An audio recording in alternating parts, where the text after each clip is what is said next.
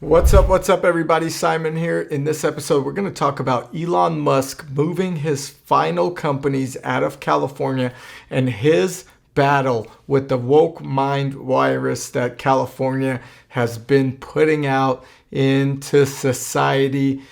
We're also going to talk a little bit about his personal life. So before I get into this episode, please like, subscribe if you haven't done so already. Let's get into it. Okay, so Elon Musk recently went on a podcast and said that the woke mind virus killed his son. Apparently, according to him, he was tricked into giving puberty blockers for his son so that his son could transition to be a daughter. So he lost his son, Xavier. He actually said he's dead in a way that his son no longer exists. With that statement, he said he vowed to fight the woke mind virus. He said this is something that is a personal battle to him. He feels like gender reconstruction and all of these things are criminal activities and should not be happening, including puberty blockers, etc. But if you guys know, recently California approved a bill signed by Gavin Newsom, who I personally do not like. California recently approved a bill signed by Gavin Newsom, the AB 1955 bill, which actually prevents schools from notifying parents if they're giving anything in terms of transition surgery to your children.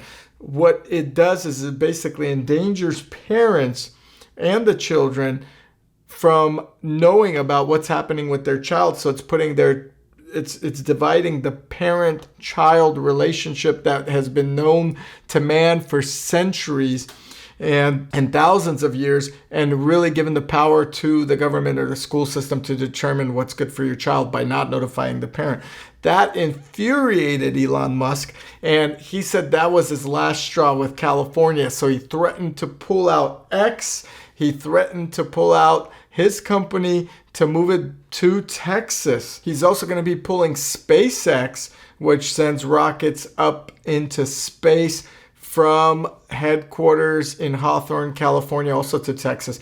It makes sense, and people are asking, well, is this a personal move? Is he angry at California for transitioning his son, which he says is now dead and now is obviously a girl or claims to be a girl with this AB 1955 law? People are saying it's emotionally motivated, but I think it's all of the above. I mean, California is a dumpster fire. Even Kevin O'Leary has said that several times. It's mismanaged by Gavin Newsom. It's mismanaged by the Democratic Party for many, many years. And overall, California is probably the worst state to conduct business in. And sadly, as a resident of California, I do feel that it is accurate to say where the laws are not in favor of landlords or business owners or any of the individuals that are creating for society, but they're more in favor of the people that are going along with the system that California thinks is best for its residents. And that includes now the AB 1955 law, which says parents are basically not to be notified with any type of puberty blockers, transitions, or anything else that's going on with their child. It's scary. Elon, and I quote, said, "I vowed to destroy the woke mind virus." And he is making some progress. As one of the world's richest men, I think he has an opportunity to have some great influence for the other side that maybe value traditional families and traditional teachings. As you guys know, Elon Musk bought Twitter and then converted it to X. He put up that funny X sign on top of the building downtown San Francisco that was illuminated, blinding everybody. He really has been defending his move to Texas, saying that Texas and Governor Abbott is a more free state to conduct business.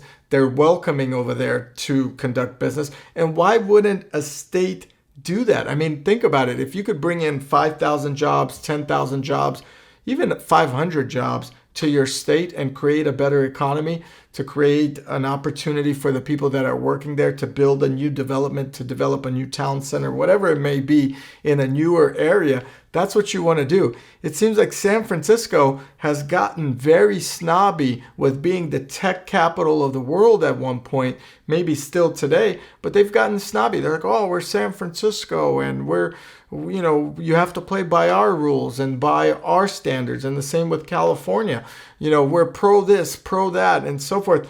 But in reality, what they're doing is they're pushing out all of these companies that have made California what it is financially today into other states. And guess what? Those companies are only going to flourish with better business benefits, better business regulations, better business opportunities, and better employees who are not feeling like a victim of a company, but are there to contribute to the company's success, corporate ladder structure, and climbing and building that American dream. What's even more important is to understand that these laws that are passed in California, which kind of derails the traditional family and transitions the traditional family into diverse family. What I mean diverse, it's, you're raising transgender kids. I mean, look at Hollywood, for example. For some reason in Hollywood, every actress or actor we see has a transgender child. And then you look at that 10 years ago, and that is not normal. So we have to ask, what is going on? What is going on in California that it's leading the movement in this direction? Or why is California getting involved with the parental rights? So not against what you want to do, and you could do anything you want, and you could be anybody you want, and I think you could do that when you're an adult to make your formal decision, but I am totally against educating young children as early as 2 or 3 or second grade, third grade, I should say, or maybe 5 years old, 7 years old, 8 years old, into believing that they may be something that they're not, and programming them in a way to think how an adult should be thinking, or even sexualizing them or talking to them in an adult manner. What we should be teaching our kids in school and keeping the parents involved is math, taxes, how to create, how to count, how to be responsible, respectful, and so forth. For whatever reason, we're teaching them pronouns and gender studies and so forth. And here's a question. If there are no genders, right, and people are born as they are, then how is there a gender wage gap? You have to ask yourself these things that these people make up all the time. Feminists or liberals or whoever. There's no genders, but there's a gender wage gap. It just doesn't make sense, right? You're born a certain way, but you're not human. Some people are saying you could be born gay, and that's your theory. That's okay. But if you could be born gay, then why would you deny that you could be born a boy? You know what I mean? You're a boy or a girl. Or why is that, science not included anymore? Or how do the same people that say trust the science, take the vaccine, but then tell you not to trust the science when it comes to chromosomes? So all these questions pop up, and it's always being led by California, which also on top of that makes it hard for businesses. And that is why Elon Musk said, I'm done. I'm out of here. Elon Musk already moved Tesla's headquarters out. He also had an issue with Tesla manufacturing here, which I believe he moved as well. But now SpaceX and X are moving. Anything else he does is never going to be in California. Kevin O'Leary himself stated that he would never, ever, ever do business in California. And it is because of all the crazy policies, all the crazy regulations, and all of the things that California is known for to make it that much harder for a successful business owner to run a business out here. It's the state where I grew my kids. I mean, our family grew up in Boston, Massachusetts. We left there to move to Florida like everybody else is because it's such a tough place to, this is a tough message. People really are critical about this, but somebody has to call it out because this is a competition of states now. And we don't put money there anymore. We put it in other places, and jobs are created elsewhere. Over time, this is going to diminish New Jersey, diminish New York, diminish Massachusetts, and California out of business. Out of business. El Morte. No business there. You can't do business there. I don't know what that place is going to turn into. Maybe a tourist zone, but no business. Imagine San Francisco. You can't even walk at night out in the street. Sorry. What's happening? And I don't disagree with him. Not only is California the most expensive state to live in, maybe now next to Florida, by being the most expensive also makes it the hardest for you to make money here. Now, if you're in tech, that's great. You're getting employed. You're enjoying your coffee shops. And we do have the world's best coffee places here, in my opinion, in the Bay Area. If you're trying to start a family, good luck trying to manage a family because of the way the system is designed to control the children's thoughts, the way that the businesses are designed to form into California's policy of regulations and follow those rules. And it really is hard. Plus, on top of that, remember, you're paying income taxes. For example, Klay Thompson left from the Golden State Warriors. he took a pay cut. People were like, wow, he took a big pay cut to move to Dallas. Well, in Dallas, he's not paying the income taxes that he's making on his new salary. So it makes it more favorable. It makes it more favorable for employees to leave a state like California or a city like San Francisco and live in Austin, Texas, or Dallas, Texas, or even in Miami, Florida, because they don't pay these income taxes. And Elon Musk knows that. Jeff Bezos, another big supporter of Democrats, he moved himself from Seattle, Washington to Florida. And the reason he did that, he said, is because he bought his parents a home. That's not the case. He truly wanted to save billions of dollars on taxes. And that is making that move more favorable for him as a billionaire. And Elon Musk, same type of move.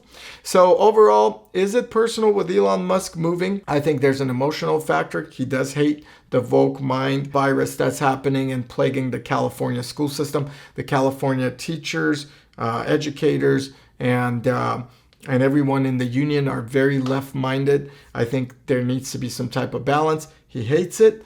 He decided to fight against it. I think he is one person that actually will win the fight with his friends involved. We're starting to see Silicon Valley starting to consider, more of a right side or more of a centric side in terms of politics. The Democratic Party has shifted in years, but overall, his move is not only emotional, it's a business decision and it's an overall decision. You can't, the articles out there are like, well, Elon Musk hates California because he doesn't like his son and he doesn't like freedom and he doesn't like transgender and this and that. That's not the case.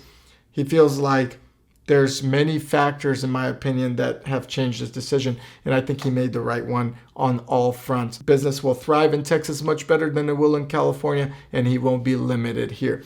Another thing he notices is San Francisco's not changing for the better. It's still a dumpster fire as it was, just like Kevin O'Leary said. And Gavin Newsom, who mismanaged this entire state into a deficit, probably hurt his chances of even being considered for president. He got killed in the last debate against DeSantis, who I love. Those are my opinions. But you can check out my review on it as to why Florida is doing better in California. It's because of their policies. Comment below. Let me know what you think. I appreciate you guys watching. I'll check you here in the next video. Also, check out the Ideal Hour podcast. It has great guests on the show to talk about their life experiences. You can find it on YouTube, Spotify, and Apple.